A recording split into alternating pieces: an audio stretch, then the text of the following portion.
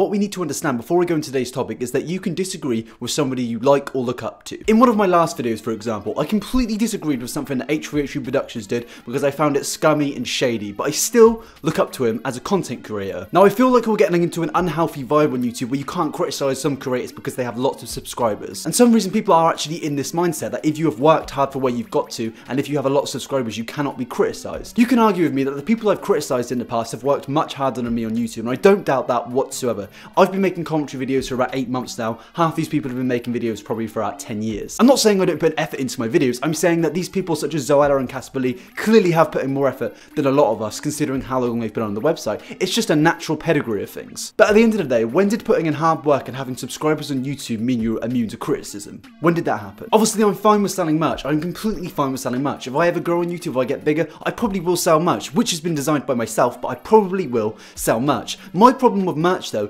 is when you're selling an advent calendar for £50. That is a bit extortionate. When somebody's selling a product for an extortionate price, that is over the top. ZOELLA is a very successful person, but all the good things she does doesn't cancel out all the bad things she's done. Caspar Lee has done good things as well. He's built houses for people, he's paid for scholarships. And gave something back as well to my old school. I put someone on a scholarship there, and I'm also building houses in South Africa. But that also does not mean that I cannot call these people out. Imagine if we lived in a world where we could only call out people that do bad things and never done a good thing. So if somebody did a bad thing, we couldn't call them out because they'd done good things in the past. Imagine a family member of yours had their phone stolen or were assaulted, and the person who committed the crime, everyone knew committed the crime, but nobody called him out because he donated to charity the week before. It would be fucked. It would be completely fucked. So let's get into the topic. So I've made 4 videos on ZOELLA. Yes, I've made 4.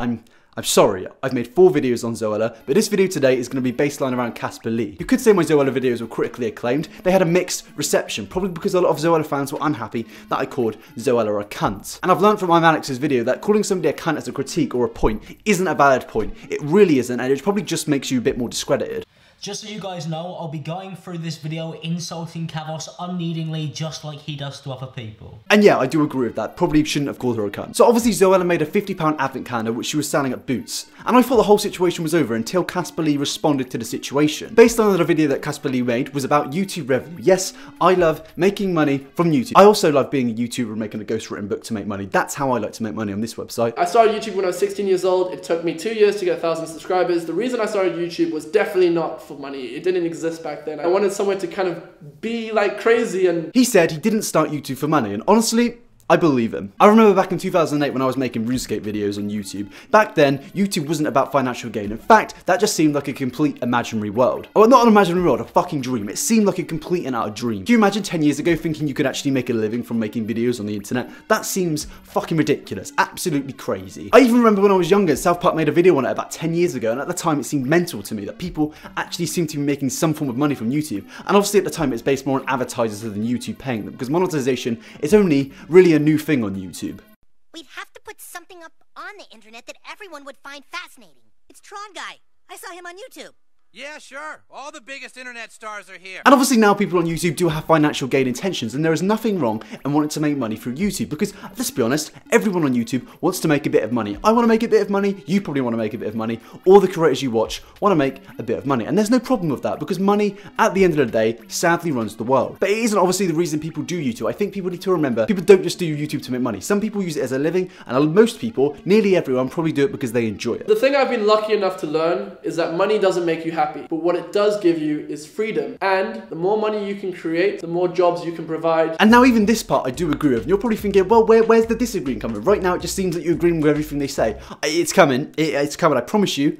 It's coming. But yeah, money doesn't make you happy. Money can give you freedom to do things, but it does make you feel isolated in the future. Take the creator of Minecraft, for example, Notch. He's made billions. He sold his company and he made billions from it. But he is not happy. You can see that from articles and when he's spoken. He is not a happy person. But he does have the freedom to change things, like he has changed some of his older employees' lives by paying them off completely when he sold Minecraft. And yeah, fair fucking play. Caspar Lee, he's probably done some good shit. ZOELLA probably also done some good stuff. Doesn't mean I'm immune from criticizing them. And now I've acknowledged the good things at ZOELLA and Caspar Lee have done. Now I've acknowledged they're human beings and I've said they're not cunts. I've just said I disagree with what they do. You can now accept the point that I am actually acknowledging that they're hard workers. There's nothing else you can say about that, because that was one of the main criticisms of my past videos, that I just seem to think they were hard workers. And I've always known somebody who has 12 million subscribers obviously is a hard worker. But as I said a million times, you could still fucking criticize these people. It would be completely dumb if you could not criticize these people. I'm not saying you can't respectively disagree with me. I'm saying just listen to my points. And if you disagree with me, then fair fucking play. And don't just say I'm jealous of them, or don't just say I haven't worked hard with them, because that just isn't a point to me.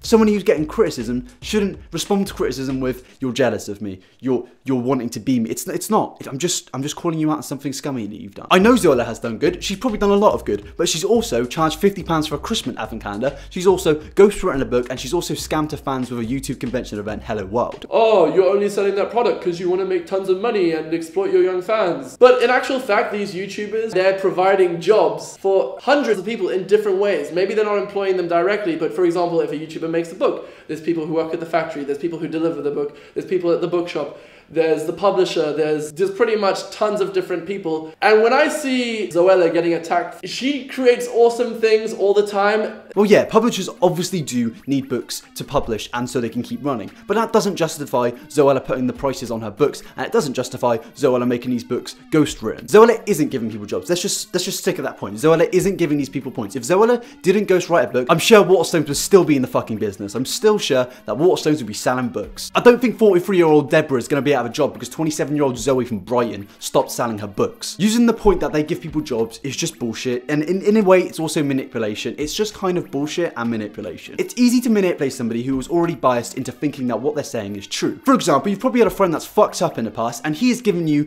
all the reasonings to why he's in the right, when you know deep at the back of your mind he's in the wrong, but because you're biased, you're going to agree with him and you're going to follow his points. And that's because he or she is your friend. And in this case, Zoella is your friend, and Zoella has fucked up with Hello World and putting £50 on an advent calendar. But you're going to agree with her because she's your friend and you've watched her for years and you think she loves you as a creator, and she might do, but that's why you agree with her, because you're biased. Caspar Lee is also in the wrong here. I do not see how he can justify anyone's actions from doing this. I really don't see how this is a valid point whatsoever. If somebody wants to explain to me in the comments section how it is a valid point, go ahead. Sometimes people don't judge her for them, sometimes they do. With this advent calendar, people think it's too expensive. That's fine. You don't have to buy it. He also says you don't have to buy the advent calendar if it's too expensive. And yeah, that's true, and you also didn't have to participate in World War II to think it was a bad thing. Do you think Sweden, a neutral country in World War II, looked over to Nazi Germany like, fucking hell, I don't seem like nice blokes, boy, but we can't get involved because, you know, we're neutral in all this, we can't have an opinion. That's not allowed, because in a few 70 years time, Caspar Lee's going to be saying we can't on YouTube. So, well, hey, you don't have to get involved in something to have an opinion on it. But you can get involved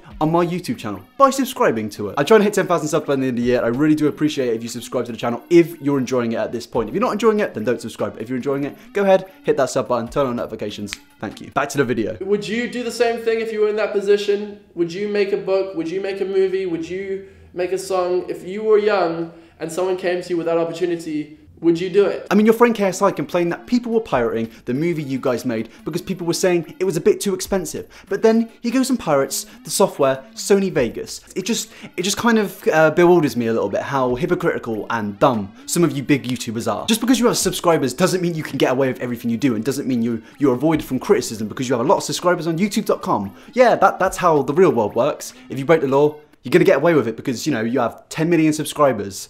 It doesn't work like that. It really fucking doesn't, and it should never work like that. I know Zoella and Caspar probably look down on these channels with less than 1 million subs like fucking scum. Oh look, Zoe, the pond rats have come out of the swamp again to make another exposed video on us. Haha, well, what a good jolly time this will be. Make a lot of subscribers from this, a lot of controversy. We can maybe sell another book. That's probably how it actually fucking works in the Zoella house or the fucking Caspar Lee house. I'm not even joking. We should encourage people trying things and making mistakes, and that's fine. Thank you so much. I would not be here today without you. These YouTubers would also not be here today without themselves. And you need to allow them to make mistakes because they're just human. Yes, Caspar, I agree. We need to allow people to make mistakes because that, as humans, is the only way we can improve. But from improving on mistakes, we need to be critiqued. We need to have people to have their opinions on our mistakes so we can build on this mistake and learn from it and become better people. Just because Zoella has done some good things in the past doesn't mean we should avoid the fact that she is scamming her fans. It's not fair on anyone's fans. It's not fair on your fans. It's not fair on Zoella's fans. And I'm pretty sure you probably share quite a similar fan base, quite a younger fan base, maybe more female fan base, and I'm sure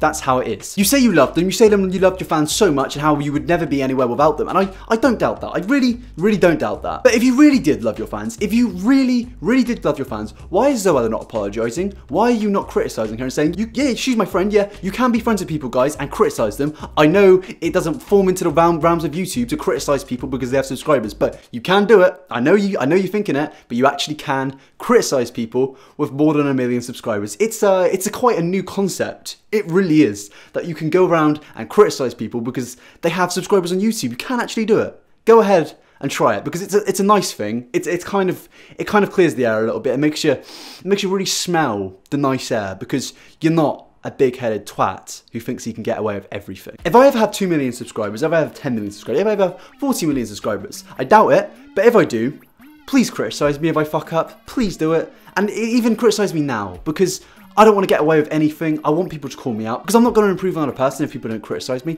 I'm just going to say, as a cunt, as a prick, I'm going to be the same old person if people don't criticize me. I feel like these people like Caspar Lee and ZOELLA literally have no common sense, because this situation could be done with right now. It could be completely over with. And the fact he's actually deleting comments on a video according to his current comment section really seems fishy to me, really fucking shady. And I don't think ZOELLA is creating any jobs whatsoever, and I don't think that justifies having extortionate prices on a product anyway. If she was making jobs for people, cool, that's nice.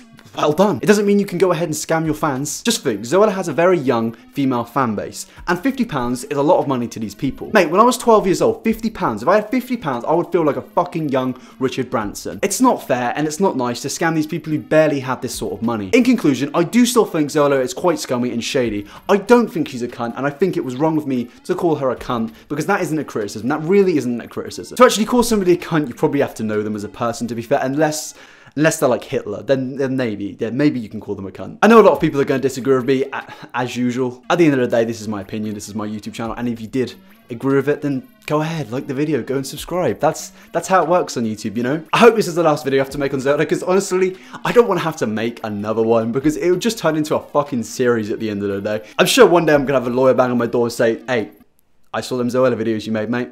Time to go to jail. But that is the end of the video, people. I hope you enjoyed it. As I said before, I'm trying to hit 10k subs by the end of the year. So if you did enjoy it, be here to subscribe, be sure to turn on notifications, and also like it. And maybe, just maybe, comment on the video. So yeah, have a good day, people. Cheers for watching. Peace.